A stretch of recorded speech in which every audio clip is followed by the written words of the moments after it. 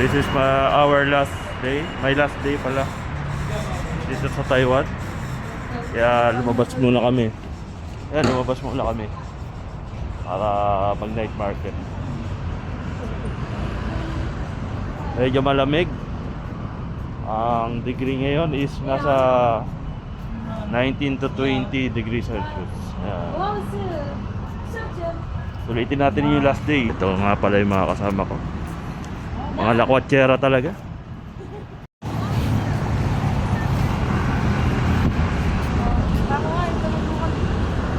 Isa lang masasabi ko dito sa Taiwan, napakaganda. Lalo na yung mga disiplina nila. Kaya rin ng Pilipinas eh. Tiwala lang. Dito sa Taiwan, kahit labas-labas mo yung cellphone mo, okay lang. Hindi ka mag-aalala na ma-snatch o madukot dahil napaka-daming mga CCTV dito. Saka hindi ka basta-basta pwedeng lumampot ng pera dito sa daan. Lagot ka pagka kinuha mo yun. Alam mo yun, ang mga nakatira dito. Kaya napakaganda tumira dito sa Taiwan. Sa last day, wala tayong binili na pasalubong dahil wala tayong space.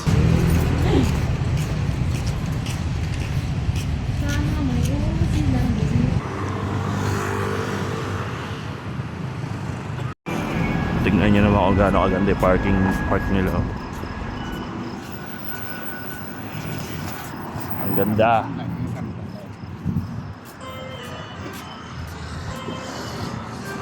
Dahil dito malalawak yung mga park nila dahil pinapahalagan nila yung family. Every Sunday is off. So lahat ng mga tao kundi nasa pasyalan, nasa family or nasa park pala.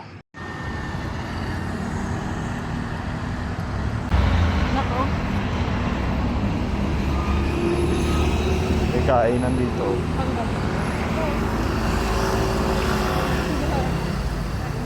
Medyo malayo pa yung lalakarin namin. Hanap kami ng mga kainan kahit busog pa kami. Pag uwi, corn beef. By the way, ang budget ko 100 NT. Bahala ni mga kasama ko. Oo nga, 200 lang. Oh. Saan mararating yung 100 NT? Natatanong na akong kainan ko. Ito na ata yung night market. Dami. Dito na tayo. Oo nga, sabi ko last brief mo na.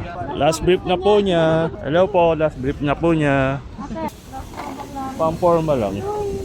Oh, shrimp. How much? Wala. Hindi, ano muna tayo ikot-ikot. So may nakikita na kami. Mag-ikot-ikot muna kami. Para sa fishbowl oh.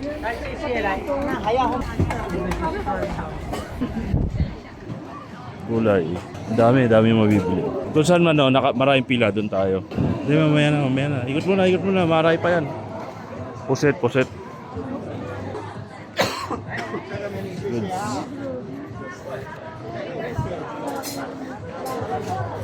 Egg yun. May itlog na pogo doon.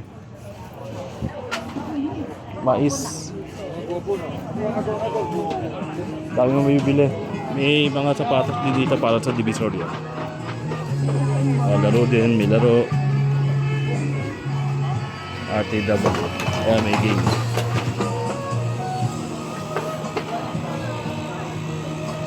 May milk tea dito. Sarap yung milk tea nila rito, hindi matamis. Oh, strawberry.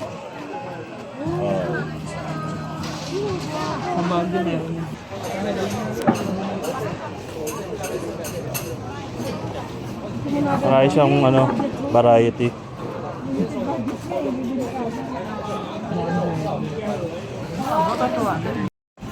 So ang haba niya, hirap mamili.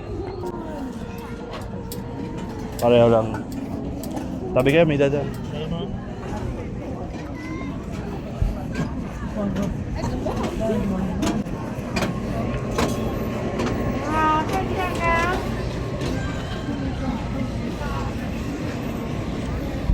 Tofu. Oh, may ganyan naman sa Pilipinas. Tubo. Ambo. Hindi, wala pa tayong pagkain na pang first meal. Kailangan may first meal tayo. Ito yung original Original. Ano ngayon, naglalakad pa rin kami. Hindi kami makapag-decision kung kakain kami o uuwi na. Translate. Surprise as well. Surprise, no? So, napatigil sila rito. Surprise pa. 70.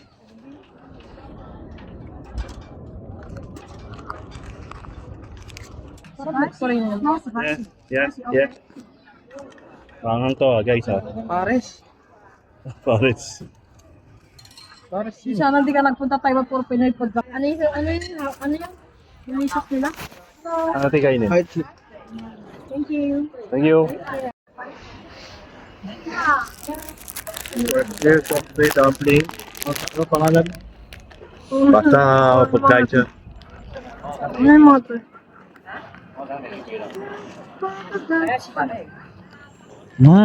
May. Baka ako mag- Ito no. Gyoza. Gyoza na.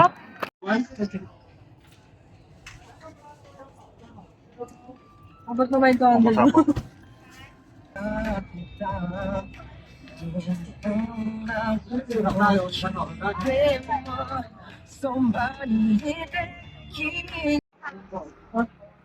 So mag-alaga, oh. Yan yung may puti, ano? Meron ka?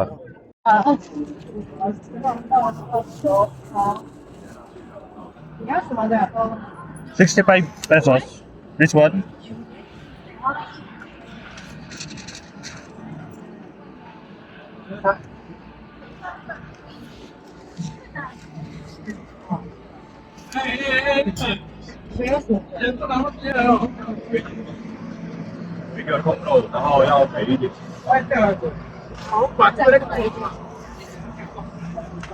Huwag tayo ng traditional tayo.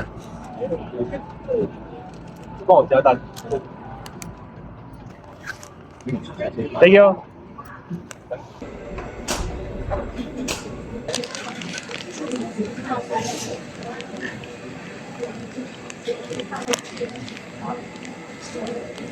Ang galing.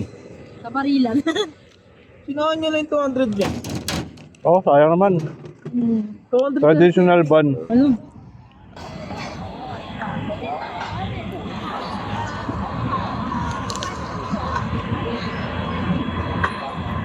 Parang kulang yung ano. Bumili siyang chicken. Oo, yun lang sa'yo.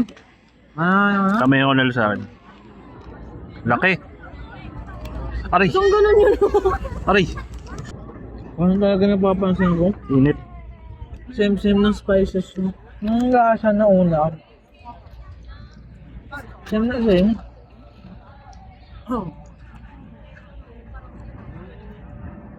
Yung star anise. No.